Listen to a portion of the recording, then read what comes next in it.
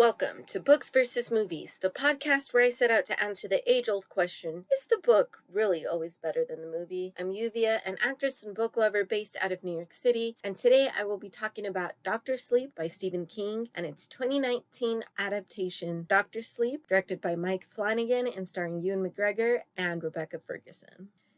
Hi everyone, happy Oscars Eve. At the time of this recording, it is the night before the Oscars, and all I can say is I hope Emilia Perez doesn't win anything. That's all I'm gonna say on that. But anyway, hi, happy to be back. I'm so excited to be back with you with another episode. Finally caught up to another book and film, and here it is. Here's the episode on that. So let's go ahead and get started because I have a feeling this might be a long one. So, Dr. Sleep by Stephen King is a sequel to The Shining, and in this one we meet a tribe of people called the True Knot. They are a band of travelers that live in RVs, and they travel all over the country searching for a particular kind of sustenance. However, that substance comes in the form of steam that children with the Shining produce when they are slowly tortured to death. Meanwhile, Dan Torrance, who was a little boy when the events of The Shining took place, is currently battling alcoholism, but finally he settles in a New Hampshire town where he finds an AA community that sustains him and a job at a nursing home where his Shining helps provide comfort to those that are dying. With the help of a cat by the name of Azrael, he becomes known as Dr. Sleep. Dan then meets Abra Stone and her spectacular Shining. It is the most powerful Shining that Dan has ever experienced, and Dan teams up with her to save her from the True Knot. The 2019 adaptation of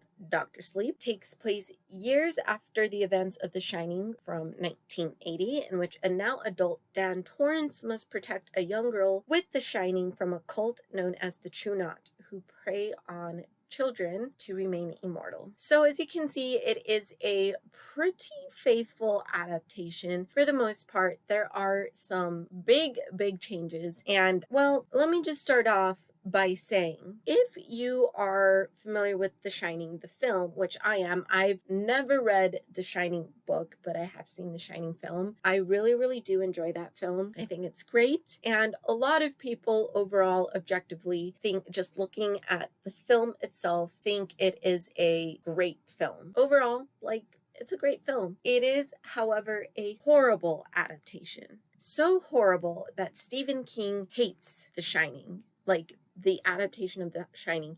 He absolutely hates that film. He has essentially disowned it and does not claim that Shining as his Shining. It is such a bad adaptation. It is so far off from the book. Stephen King hates it completely. So Mike Flanagan, the writer and director of Dr. Sleep, had quite a lot of work to do. So hardcore fans of Stephen King and his book, The Shining specifically, also hate the adaptation. So Mike Flanagan had to come up with a way of essentially fixing the Shining adaptation, all the things that Stephen King hated about The Shining, fix that for Dr. Sleep, the film, but while also remaining true to Dr. Sleep, the book. So he did talk to Stephen King about how what changes he was going to make to the film to make up for the horrible adaptation of The Shining that Stephen King hates. Now, there is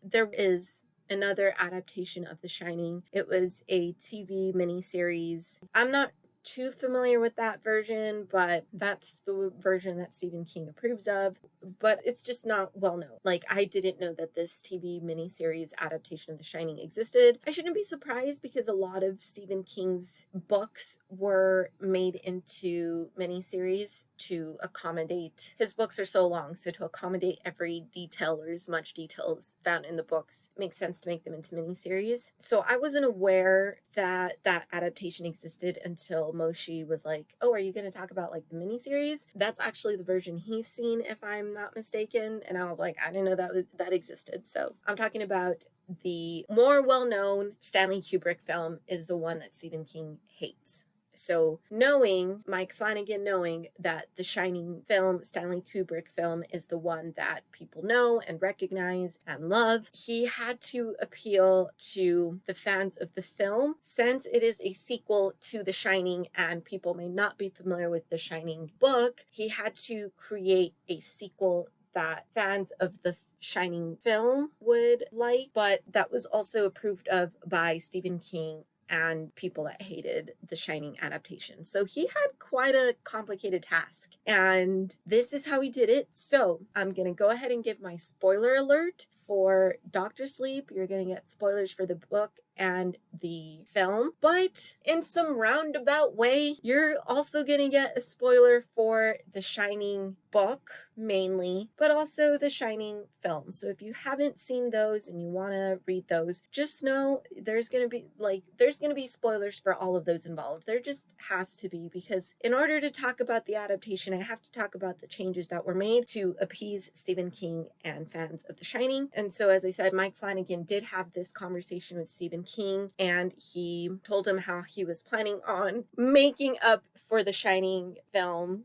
and how badly that was screwed up, and how he planned to fix it in the sequel while also being faithful to the book. And Stephen King heard his pitch. He gave his seal of approval. So Stephen King does not hate this adaptation. It has Stephen King's seal of approval. So that being said, the biggest thing that Mike Flanagan did in order to continue the sequel of the Shining, Stanley Kubrick Shining, and appease Stephen King was change the ending of the film. So I will go into a little bit more detail once we get to the end, and I will go into those differences. First thing I want to say before we kick it off is that the ending of the Dr. Sleep film is actually the ending of The Shining, the book. So the way that Dr. Sleep, the film, ends is actually how The Shining book ends. Yeah. So he gave the Overlook Hotel the ending it should have had in The Shining. So that's that. So let's go ahead and kick it off. So one thing that, again, because this is technically also a sequel to the Stanley Kubrick film, it has to be a sequel to the Stanley Kubrick film because that is, once again, the adaptation that people are familiar with. So Mike Flanagan did have to continue some of the things that were started in the Shining film and bring them over into the Dr. Sleep film. And one of those is that Dick Hallorann dies in the Shining film. So yes, in the Shining film, Dick Hallorann dies, but in the Shining book, he doesn't. He's still alive. He survives. So in Dr. Sleep, Dick is alive. Dick also has the Shining. And if anyone's not aware what the Shining is, it's a psychic ability, essentially, or psychic abilities. Yeah, that can manifest in different ways. But if you're psychic, you have the Shining. So since Dick is alive in the book, he survived the Shining book. He's alive at the beginning of the Dr. Sleep book, and he is Dan's mentor. So Dan continues to be traumatized by the events of things he experienced while at the Overlook Hotel. He continues to be haunted by the citizens of the Overlook Hotel, so like the different ghosts are making themselves known to him. So Dick shows him how to create like psychic lock boxes in his mind and trap the ghosts there, and so they can essentially stop haunting him. Dick continues to do that in the Dr. Sleep film. However, he is doing this as a ghost. He's now a ghost himself. He's a nice ghost that Dan trusts, and so they still have that like mentor relationship with each other, except in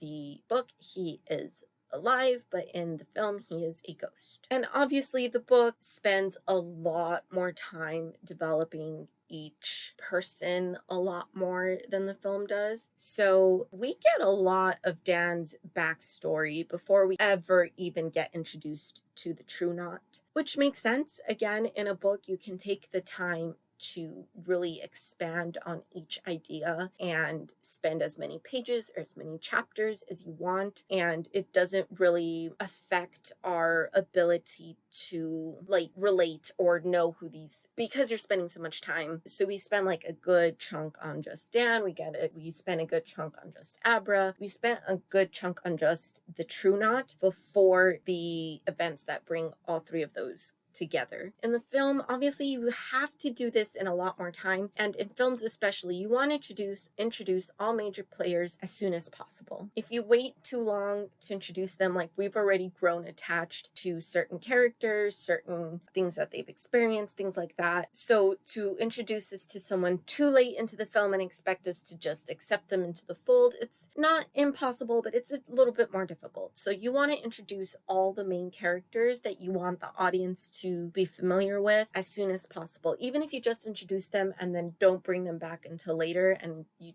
do a callback to like, remember when we first introduced you to this person? It's like, okay, yeah, I remember them from the beginning. You want to introduce all the major characters as soon as possible so the audience can wrap their minds around who the story's going to focus on and who they should be rooting for or against. So our introduction to the True Knot, obviously, as I said, in the book happens later, but in the film, obviously it happens within the first 10 minutes, I think. It may be 15, but it's definitely not any later than that. And the way we are introduced to the True Knot and kind of what their deal is we see a little bit of little boy Dan Torrance after the events of the Overlook Hotel, and then we cut to a little girl, just this cute little girl spending time with her family in the park or in the woods, camping or whatever, going on a picnic, something along those lines. And she's attracted to these people. They kind of find a way to lure her over. She goes over to them, and then Rose the Hat, who's the leader of the True Knot, does a magic trick. The little girl's very impressed, and then Rose the Hat grabs her, and that's when the little girl gets scared, and she looks around, and more people start appearing, and so now she's really freaking out. And then we know that something bad is about to happen to this little girl, and then we cut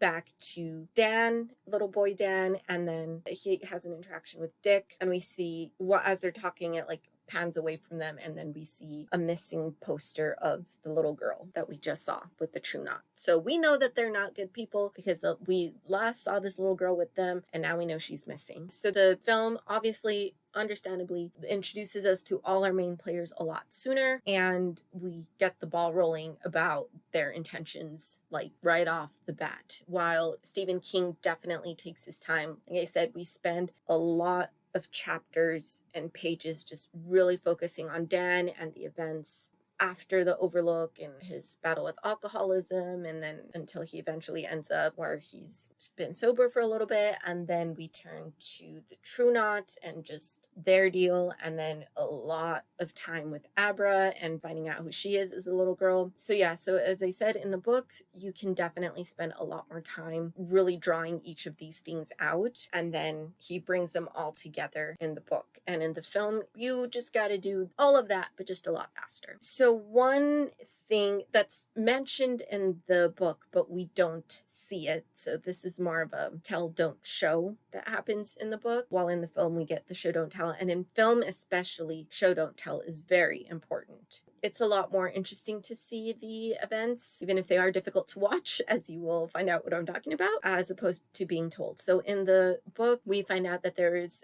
Abra senses, and her shining is the most powerful shining out of any character we've ever met or that we meet in the book, in this book in particular. And so she gets a sense that there is a boy named Bradley Trevor who is in trouble, and she knows what happened to him. She knows that he's tortured, but we're told, like, we know that he's tortured, but it isn't like a graphic scene the way it is in the film. And it is an intense scene. My roommate, she cannot watch that scene. Like, she's very, like, she cannot handle any kind of violence towards children whatsoever, and she really hates it when films or TV shows or anything like that include any kind of like abuse towards children, like that's definitely something she would prefer to be told and not shown. But overall, it is better to show things no matter how distressing they are. There is a limit. I will say there is such a thing as being too exploitative. I think this film does a good job of being distressing while not being too exploitative, because we know that this little boy is being tortured, and the only thing we see is Rose. I think we see like one slice on the arm and like blood coming out, and then he starts yelling, and then we don't see we hear the yelling, and we do see, like, we're cutting back and forth between his torture and, yeah, we mainly see his screams and his screams of pain, and just like these horrible screams, which brings me to my favorite behind the scenes story concerning this film. So Rebecca Ferguson, who plays Rose the Hat, is very much like my roommate. She does not like participating in any kind of child abuse storylines, and she made an exception for this film because she really loved the script. So she did make an exception for this film, knowing that she would have to torture a little boy at one point, and the little boy, Bradley Trevor, is played by Jacob Tremblay, who is phenomenal. Like, he is so young, and he is so good. Like, I'm so jealous of the talent this kid has. Like, now he's 18, and I feel like it's been a while since we've seen him. The last time we heard him was in The Little Mermaid. He voiced Flounder, the live action Little Mermaid, and he voiced Luca in the Pixar film Luca. But we haven't seen him since, I forgot the name of the film. I wasn't interested in that one, because that one I felt was like Good Boys, something like that. But that one, like, it felt like very vulgar humor. I feel like it's a rated R film, but the three leads of that film were 12 or 11. Like, these kids are like middle school kids. And like, I'm not saying that like that's not what middle school kids are like, but that's just personally where I draw the line. I don't necessarily like seeing children in like rated R storylines for film, because I know they're acting, but at the end of the day, I don't know.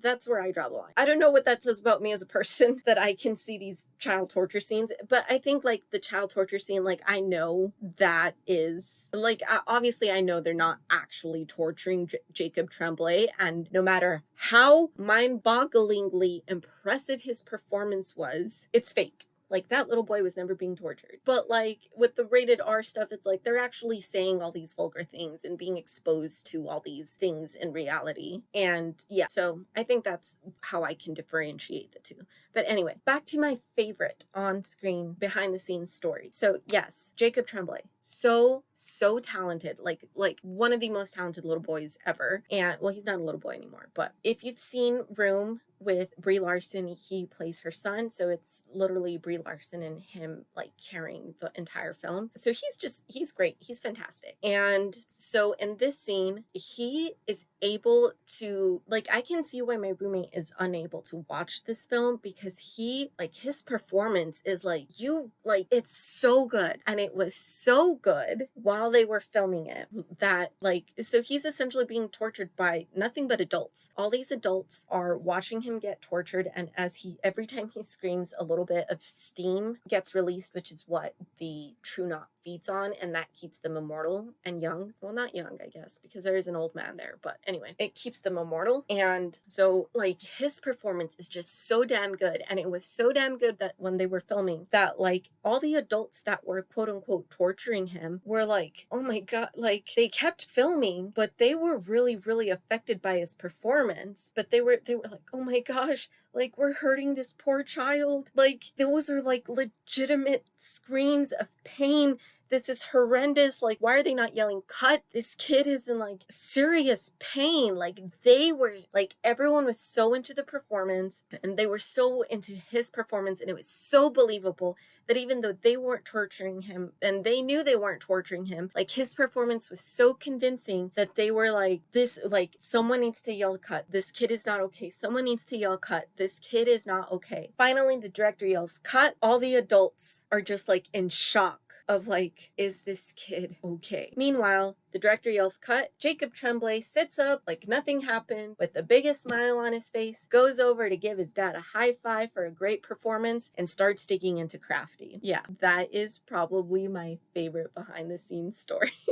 I think that's great. I think that, like, good for Jacob Tremblay for being able to get in and out of roles that fast and to have such a believable performance that even the actors were more freaked out by the performance, by the fact that they were torturing him than he was. Like, they were apparently, like, he was totally fine. Like I said, he got up, he dug into Crafty. Crafty, for those of you that don't know, is just like craft services. It's the food and snacks that's on set. But Rebecca Ferguson and all the other actors that were doing the torturing were kind of just like, had to take a moment and just sit and like, he's okay. Like, yeah, he's okay.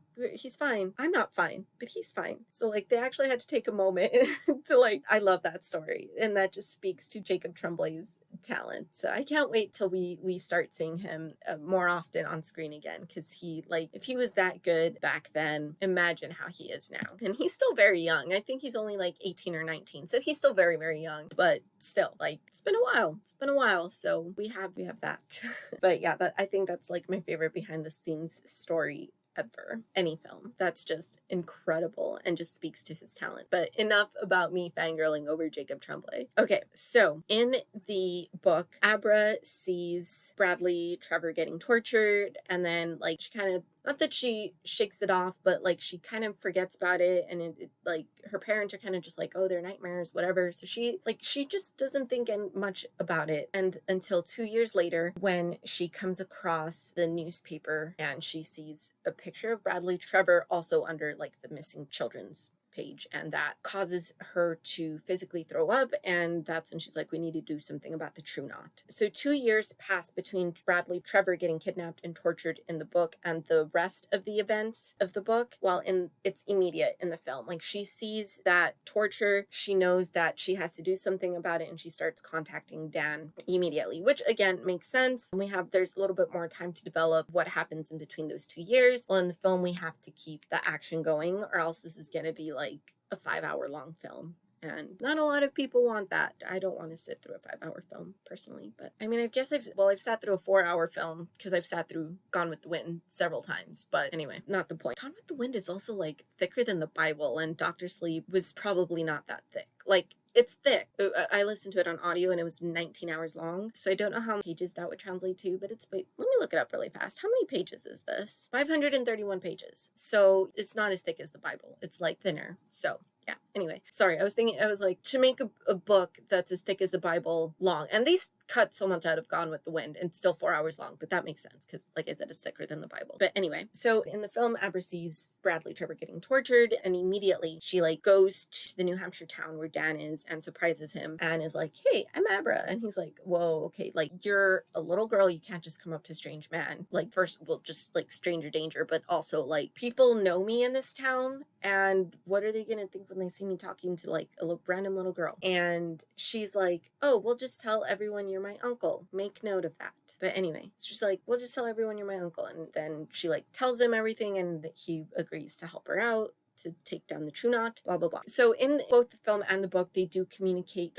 with each other psychically and via, so Dan has one of like the room that he's renting, one of the walls is like that chalkboard paint. So like sometimes like growing up, Abra would write like little messages to him with chalk on that wall. So they've communicated like psychically, like through their minds and then through the chalkboard. So in the book, they actually make plans to meet each other, and they come up with a way to do that doesn't make him look suspicious. And she still says, we'll just say you're my uncle. But in the book, they actually plan it out a little bit more before they meet each other. And in the film, she just like shows up and meets him. This is kind of like a throwaway, like not important detail. I probably shouldn't have included it, but I just thought it was interesting. And that is that Rose the Hat meditates inside the RV in the book, while in the film she meditates outside. So she actually gets on the roof of the RV and meditates. And so she meditates, essentially, she senses, again, the whole thing about the true knot is that they have to torture and kill children to get this with a shining. It can't be any child. It has to be a child with a shining, and let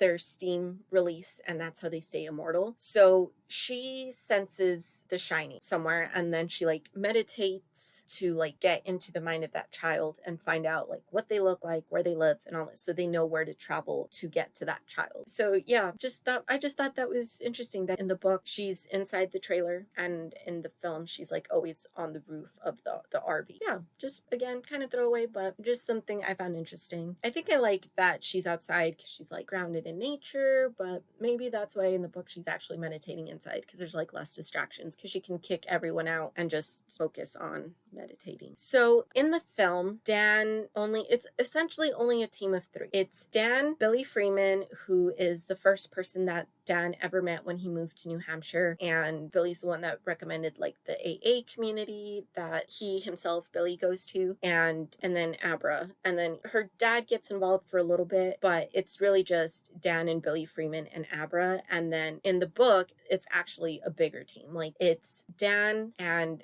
John, who is Abra's pediatrician.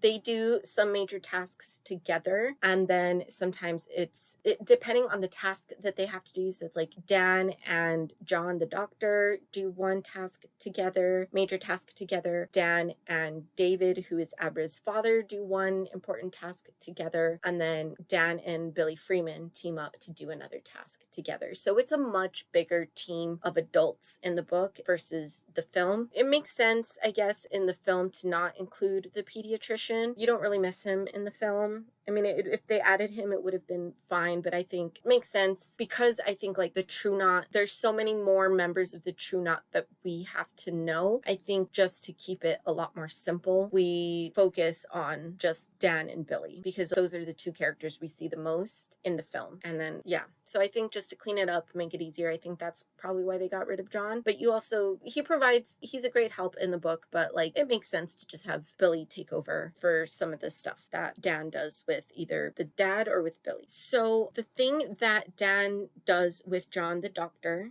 that, like I said, in the film, it's like Dan and Billy doing everything. So Dan and Billy drive to Iowa, to where Bradley Trevor is buried, because Abra's like, we need to, like, his parents don't know where he is. We need to like tell his parents and the police where his body is, so they can like get some peace in terms of like getting the closure of knowing what happened to their son and being able to bury him. But they're also going to get a baseball glove, that like Bradley Trevor's baseball glove, and they're going to bring that back to Abra, and I believe Abra is going to use that to help keep track of like the True Knot, because like they all touched it. So yeah, that's like the safest way to do it without getting into their minds, because if you get into someone's mind, they can feel you in there and they can fight. It's just a lot more dangerous. So Billy and Dan drive from New Hampshire all the way to Iowa, and they make it seem like it's such an easy trip, which all things considered, it wasn't that bad. I did look it up. I think it was like 12 to 14 hours, which like all things considered isn't that bad of a drive. Like it's a long drive, but it's not that bad. Something, I could be very wrong, but it was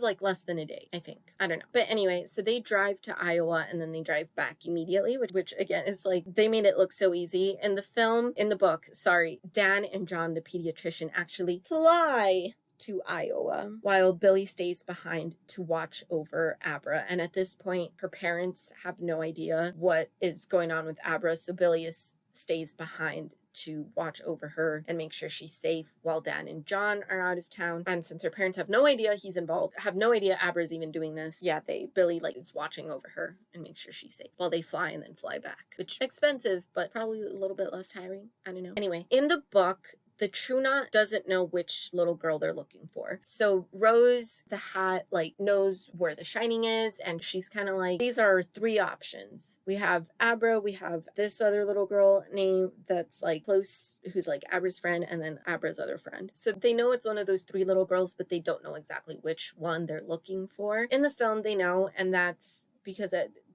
Rose and Abra do have a little bit of a mind battle, and at one point Abra accidentally like reveals herself to Rose, so Rose knows exactly what Abra looks like and how to get to her and all of that. She knows, like, she can sense where the shining is and like which general direction to go in, but like in the film they know exactly which little girl they're looking for. And again, that's just excess characters that we don't need included in the film. Let's just cut the friends. So what happens is that, so in the book, Rose has a lot more followers. Like there's a lot more members of the True Knot than there are in the film. Like in the film, pretty much. So like once Rose reveals herself, Rose and Abra have their like battle of their psychic battle in their minds. Billy the Crow is like, listen, I know you want like this little girl, but you need to stay behind because she's going to be able to sense you coming since you have that connection. So you need to stay behind, and the rest of the True Knot will go to New Hampshire and get her and bring her back. And Rose reluctantly stays. So in the film, it's just like Rose and then like, I don't know, not as many followers. Like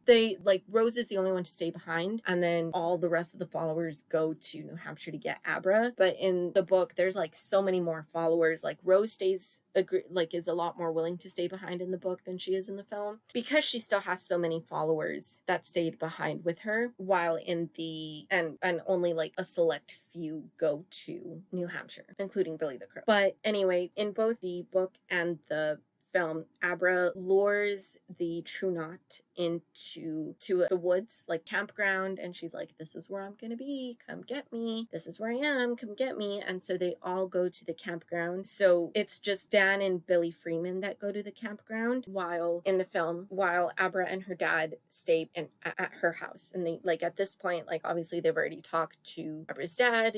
Can't say he's on board, but it means keeping his daughter safe. Like he's gonna do that, he's gonna help and watch over her. So Dan and Billy Freeman go to the campground, and Abra and her dad stay at home. And Abra is essentially like astral projecting or making it seem like she's at the campground, but she's actually safe at home the whole time. In the book, actually, Dan, John, pediatrician, and Abra's dad all go to the campground, while Abra stays behind at her friend's house and Billy stays behind to watch over her. So in the film, like I said, all the followers end up at the campground, and they get caught by surprise because they're like, oh, there's Abra, let's get her. And then it turns out to just be a vision that she's making them see. And then so they're caught by surprise, and Dan and Billy end up killing all of them except for Billy the Crow, because it turns out that Billy the Crow knew Abra was at her home the whole time, and he goes to her house and kills her dad and knocks her out and kidnaps her and starts driving back to Rose. In the book, Abra's dad has to go to the campground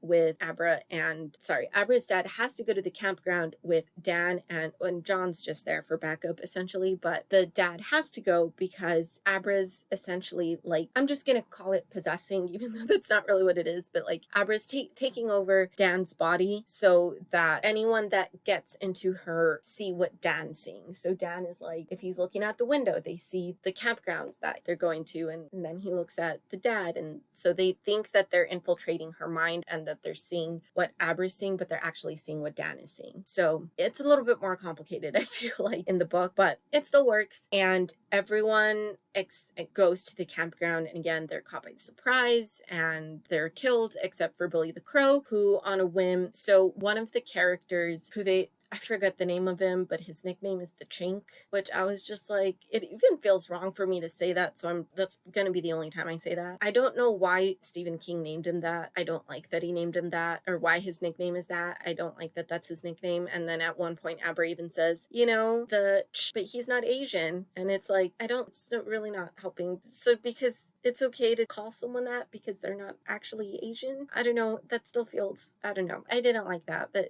character he's the one that's like tracking Abra for them. And he's like, as he's dying, because all the True Knots in the book contract measles from Bradley Trevor. So they start like dying off little by little. So as he's dying, he's like, I feel like she's at the campground, but I don't know. I have a feeling she's actually not. Like, I feel like she's actually at her house, which is here, but I'm not sure. Like, I'm dying. And I'm like slipping in and out of my powers here, so I can't be sure. So everyone's like, but you're seeing her at the campground, so let's go to the campground. And Billy the Crow's like, just to be safe, I'll go to her house. So everyone's like, okay. And so that is how, again, in the film, Billy the Crow just knows that she's lying to them and goes to her house. In the book, he has a reason to suspect that she's at home this whole time.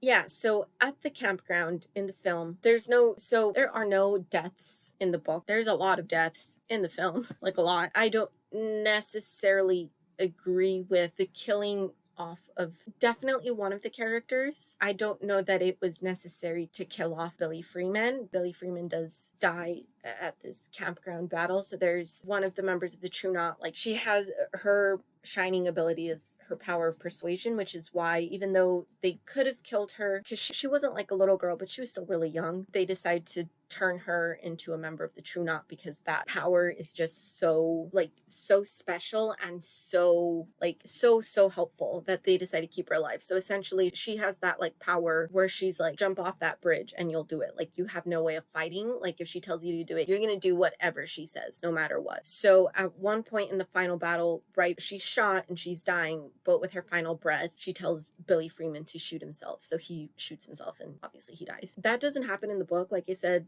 Billy Freeman is over at Abra's house and there's no deaths. Abra's dad and John, the pediatrician, don't die during this battle. The only casualties are the True Knot. So again, I don't necessarily agree with Billy Freeman's death, but I can kind of see how that does amp up the stakes a little bit because we have grown. There is a certain attachment we feel towards Billy and we don't want to see him die and we see him die. So that's really sad. The death that I really disagree with is that of Abra's dad, especially because he doesn't die in the book, and it's just one of those things that, so in the book Abra is white, but in the film she is biracial. She has a white mom and a black dad, and so when Billy the Crow shows up to kidnap her, he kills her dad and kidnaps her. In the book, when he shows up to kidnap Abra, he knocks Billy Freeman out, but he doesn't kill him. Like I said, Billy Freeman survives. So he knocks Billy Freeman out and then kidnaps Abra. So yeah, I don't, like, once I found out that Abra's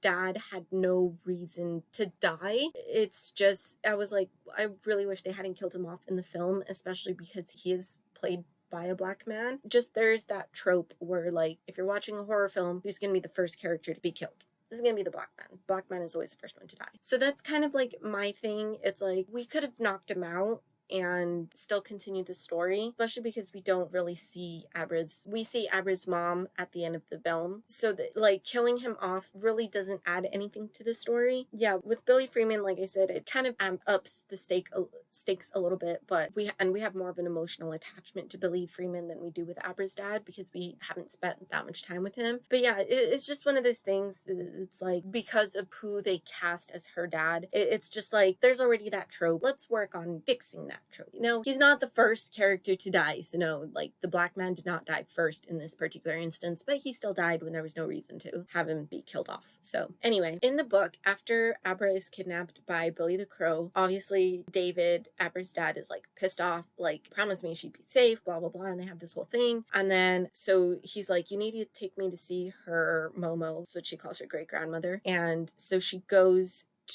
so David's like, why? And he's like, just take me there, I need to talk to her. And so David takes him to see Conchetta, who is the great grandmother, and he meets Abra's mom. And Conchetta has cancer. She's on her deathbed. So again, he's known as Dr. Sleep, which I haven't really touched upon, but yeah, that's fine. We'll talk a little bit more about it later. But yeah, so he's known as Dr. Sleep. So he helps her die peacefully. And after she's dead, he absorbs her steam. He absorbs it and is holding it for later. He's not using it for immortal powers. He's just holding that steam for later. But as she's dying, he finds out that he and Abra's mom are actually related. They're actually half brother, half sister. They have the same dad. So Abra, without realizing it, was calling him Uncle Dan. So there's where that Uncle Dan ties in. So yeah, so it turns out that he really is her Uncle Dan, but this connection is never made in the film. Like we never end up finding out that they're actually related, anything like that. So yeah, just throwing that up. And then after that, he kills Crow Daddy. I will say the way that Crow Daddy is killed in the film is like so satisfying. So it's one of those things where Abra is drugged, but like as she's like coming back into consciousness, Dan reaches out to her and is like, hey, I know I told you to never let anyone into your mind ever. That is the most precious part of you, but I need you to trust me and let me into your mind. And she says, okay. And so at that point, he takes over her body and he's like taunting Crow Daddy as Abra And then along the way, Crow Daddy realizes, whoa, like, have I been saying Billy the Crow this whole time? There's no Billy the Crow. There's just Crow Daddy and Billy Freeman. So let me correct that now. I'm sorry if that's like going back and listening to it. Just know that if I say Billy the Crow, I meant Crow Daddy, and Billy Freeman is a good guy. Crow Daddy and Billy Freeman. Crow Daddy, Billy. But anyway. So yeah, so there's a lot of the blanks, like Rose the Hat, whatever his name, and then we have Crow Daddy. So yeah, anyway, so that's when I say the crow. But anyway, moving on. So yes, he's taunting Crow Daddy. And then at some point, Crow Daddy realizes like, oh damn, like this is not Abra, this is Dan Torrance. And Dan is like, hell yeah, it's Dan Torrance. By the way, didn't anyone ever teach you to wear a seatbelt? Crow Daddy realizes he's not wearing a seatbelt. And in that instant, Dan uses his psychic powers to like turn the wheel and crash into a tree. So Crow Daddy is thrown out of the van and he dies. And then Dan is like, wait for me. They're like in the middle. So again, they're in New Hampshire. By this point, Crow Daddy had driven them. They're somewhere in New York. So Dan is like, you're going to be waiting for me for a while. I'm sorry about that, but I'm leaving my house now and I'm coming to go get you. So Abra is waiting like in the woods for Dan to come get her. But obviously, like that's the last thing we see. And then we cut to, they're in the car together driving to Colorado to go to the Overlook Hotel. There's a lot of driving in this film, I just realized. They do drive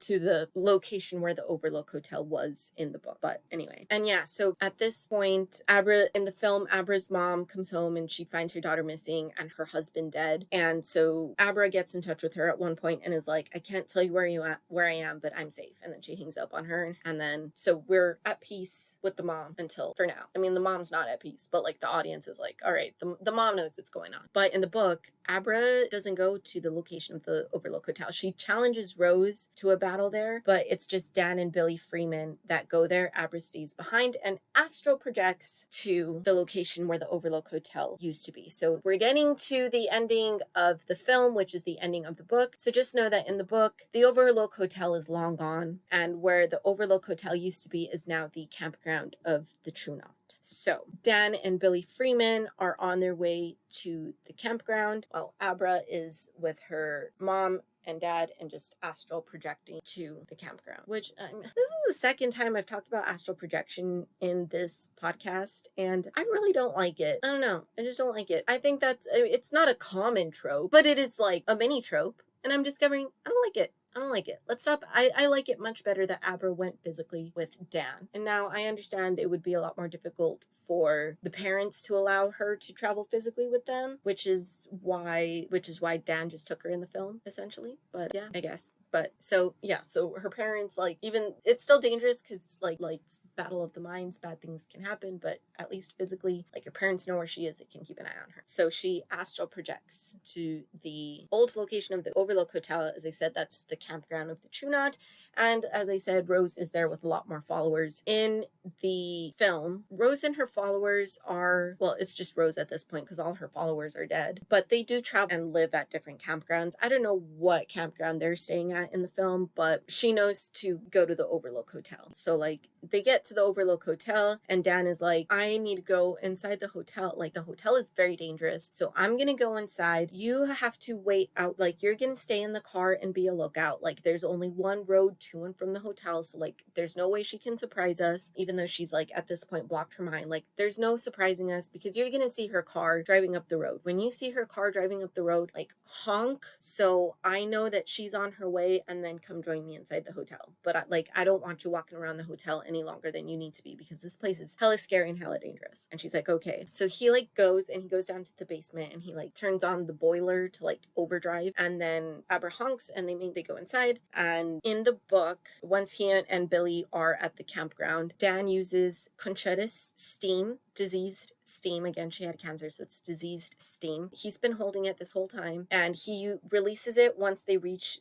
that area, and it kills all the True Knot except for Rose. With Rose, he and Abra are having a psychic battle amongst the three of them, and then with the help of Billy Freeman and the ghost of Jack Torrance's dad, they are able to push Rose off of a cliff and she falls to her death. But in the film, ooh, it's a lot more satisfying because he and Rose are fighting, and then at one point she's like overpowering him and she starts like getting his steam, and she's like, oh, are you gonna kill me? She's like taunting him. I don't remember exactly what she says, but she's like, oh, are you gonna kill me? Like, there's nothing you can do about it. And he's like, no, but they are. And then he like releases all the ghosts that he has in the lock boxes in his head, all the ghosts he's had locked up in his mind. He releases them all, and they all go for Rose and they kill her, or like they come close to kill her, but they don't like kill her completely, because then Rose attempts to possess Dan, and he starts like choking Abra, and Abra's like, this isn't you. And then he's like, I'm being possessed. So he's like, Abra, run. And then so she like runs out of the hotel, and Dan goes down to the boiler that's turned up and releasing boiler gases, and he like lights a lighter, and the Overlook Hotel goes up in flames. And that is how The Shining book ends. It's actually Jack Torrance, who's been fighting his demons the whole time, that eventually he's able to come to enough senses to allow his wife and his son to escape the Overlook Hotel before he goes down to the basement and lights up the gases that the boilers is releasing and causes an explosion that makes the Overlook Hotel go down in flames. So that is actually how The Shining book ends. And that, so clearly, I'm not going to spoil the ending of The Shining film, but just know that by spoilers, I just meant you're going to find out that this is not how The Shining film ends. So yeah, so that is how The Shining ends, but in the book, the Overlook Hotel is long gone. So they kill Rose, and instead we cut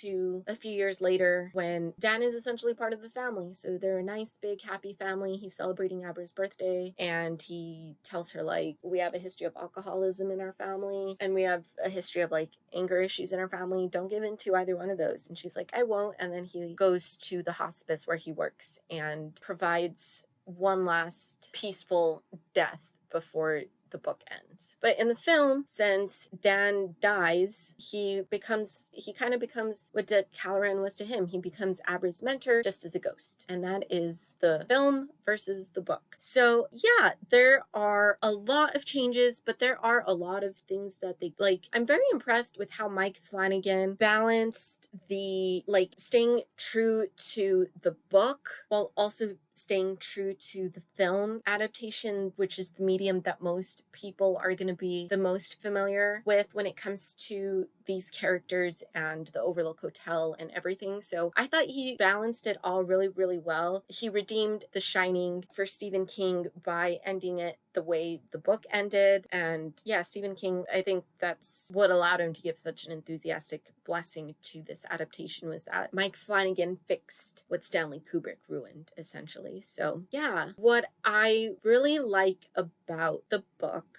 is that we get more of the Dr. Sleep aspect. So I said Dan is called Dr. Sleep because he works at a hospice, and the cat Azrael knows, essentially, he's like one of those cat, like, I'm pretty sure Azrael is inspired by that cat who actually lives in a nursing home. I don't remember where, but essentially when this cat visits you, you know that you're gonna die. Like, this cat just knows when you're in your final moments. And so this cat has provided a lot of comfort to elderly nursing home patients' final hours. So I'm pretty sure that's what Azrael is inspired by. And so we get a lot more of those scenes, those moments in the book. In the film, it's brought up once. We see him teaming up with Azrael once and him earning the nickname Dr. Sleep. But that's the only time it's brought in. Again, it's kind of not as important to the storyline of the film, which is why I can see why they didn't spend too much time on that. But I really, really like that the book really, really focuses on how he got the name Dr. Sleep. We see him go through the cycle of being Dr. Sleep several times, and the book ends with him being Dr. Sleep by providing comfort to one last patient, and then the book ends. And that's our final image. It's Dan Torrance as Dr. Sleep. So I really, really like that aspect of the book. Now, I do like Stephen King's books. I do like Stephen King as an author, but his books are kind of hit or miss for me. Some books I really, really like. Some books are okay. This one started off really, really strong for me. I would say like the first 2/3, I was really, really enraptured and really into the story. And then the last third of the book, I was kind of just like, will this ever end? This is going on forever. I feel like we can like cut some of these things and just get to to the point. And I feel like that's how I feel like the Stephen King books that this one I thought was better than okay. This one is not just an okay read for me, but most of Stephen King's books that I find to be just okay, there reaches a point where I'm just like, let's keep going. Let's get to the point. Why are we still here? Like, come on, let's keep it moving. So yeah, I feel like sometimes his books can be a little bit too long for my liking, and I feel like sometimes they get, yeah, that there just gets to a point where I'm like, let's keep it moving. Like I don't like this is I'm just not interested in this. So yeah, so I did reach that point, like I said, on the last third of the book, which is like a shame because that's where like most of the action is happening, but it did start losing me a little bit towards the end. And I will say there are certain aspects of Stephen King's writing, especially when it comes to his female characters, that I'm like, it's just very obvious that it's a man writing a female character. So like there was, now I will say, disclaimer to what the point I'm about to make to this, and that is there does reach a point in which anyone that can get a period, like you reach that age, you reach puberty, and there just comes a point in which no matter what, you're pregnant. I feel nauseous today. Are you pregnant? No, I just feel nauseous. My stomach hurts. Oh my gosh, are you pregnant? No, my stomach just hurts. It's just like, no matter what, it's really, really annoying and really, really frustrating because no matter what, you're pregnant. And it's just like, just because I'm of childbearing age doesn't mean I'm pregnant. Like, please, can you take my concern seriously? And it's just like, I feel nauseous because I just ate something bad, not because I'm pregnant. My stomach hurts because I just ate too much cake yesterday or whatever, not because I'm pregnant. So there just reaches a point and it's just really annoying because that's always, it's like, are you pregnant? No, I'm not pregnant. I just don't feel good. And sometimes, just like people who can't give birth don't feel good, I don't feel good. So that is a very big frustrating, and I feel like a lot of people can relate to that because yes, there just comes a point in which like no matter how you feel, you're pregnant, and it's just like, I'm really but that being said, Abra is, I think, like 12 or 13 in the book. So, and I know she can technically get pregnant at that age. Unfortunately, there have been cases where really young girls get pregnant at that age. So I'm not saying it's impossible. But that being said, okay, my caveat, once you're like puberty in high school, like in middle school, people don't suspect that you're pregnant as much. That's still not like the first thing that comes to their mind. Once you're in high school, it's like, you're pregnant. It's like, I don't even have a boyfriend. How do you expect me to be pregnant? But anyway, so yeah, so she can technically get pregnant at that age, but like she is still at that age where she's still young enough where most people would not think automatically you're pregnant. So there comes a point in which she tells her dad, like, I need to talk to you about something serious. And her dad's like, oh my gosh, are you pregnant? And she's like, no, I'm not pregnant. And she's like, she finds it funny. And I guess it is funny, like the first time someone asks you that, but after that, it's just like, no, I'm not. Okay, sorry. Enough. Clearly. So, yes, so and that's like the first thing her dad asks her. And I'm just like, again, not that she can't be pregnant at that age, but like, why is that your first instinct? Like, if my nieces came to me at that age and said they had something serious to tell me, my first thought would not be they're pregnant. It just wouldn't be. If they ended up revealing that they're pregnant, then I'd be very, very shocked. I'm like, okay, but that would not be my initial thought. But anyway, just wanted, so there's like that aspect. And then there was like, so at one point, Abra ends up, so as I said, when Dan and her dad and John, the pediatrician, are going to the campground to ambush the True Knot, Abra stays behind at a friend's house with Billy Freeman just staying outside to like watch her. And then she gets overconfident and she's like, everyone's dead, I'm good to go home. So she goes home and Billy Freeman's like, what the hell, Abra? And she's like, we're good. And then so obviously she's not good and she ends up getting kidnapped at her house. But anyway, so there's also a point in which she, like, while she's staying at her friend's house, she's just like, oh, I just feel really sick. And the mom is like, oh, is it that time of month, sweetie? And she's like, yeah, that's what that is. I don't know. It just didn't ring authentic to me. Mind you, I never felt sick when I stayed with my friends, but I would feel comfortable enough telling my friends' moms that if I was like on my period and not feeling well because of that. But just the way like the whole conversation went, I was like, that just doesn't ring true to me. As someone that just doesn't ring true to me. I don't know what it was about it, but it just didn't ring true to me. So there's just like certain things that I'm just like, and like this is not the first, like this is like a very minor offense in all of Stephen King's history. There are a lot more glaring issues with his writing of female characters in other books, but it's just something that stood out to me because it's not the first time that I've had an issue with his like the dialogue or the way female characters are written. But anyway, but what I really, really, really liked about the film is I really liked how Rose the Hat was defeated. And I just like, because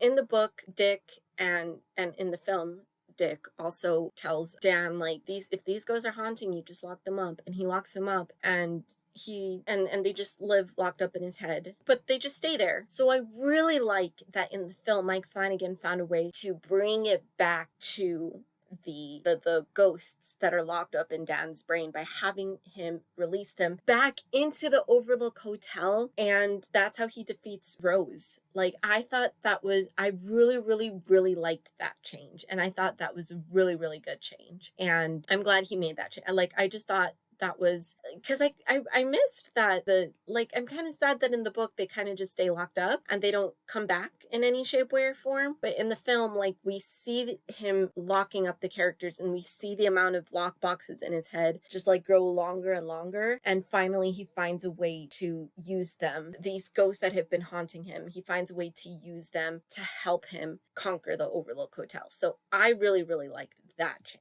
But that being said, I rated the film 3.5 stars and I rated the book 4 stars. So the winner is the book. Yeah, despite my issue with the last third of the book, I felt like the book was really, really strong, and I really liked meeting all the different characters and seeing Dan team up with Billy and John and her parents, and finding that family that he thought he had lost once his mom died. And as much as I love that change, I think that's my favorite change, the ghosts coming out and killing Rose. It just, I do have to go with the book. So the winner is the book. Thank you for tuning in to this episode of Books versus Movies. If you liked it, please leave it a rating and a review, and be sure to follow to know when the next episode comes out. And I don't know what I'm reviewing next time, but I'm excited for everything that's headed your way. So be sure to follow to see when those episodes are released, and I will see you next time. Bye.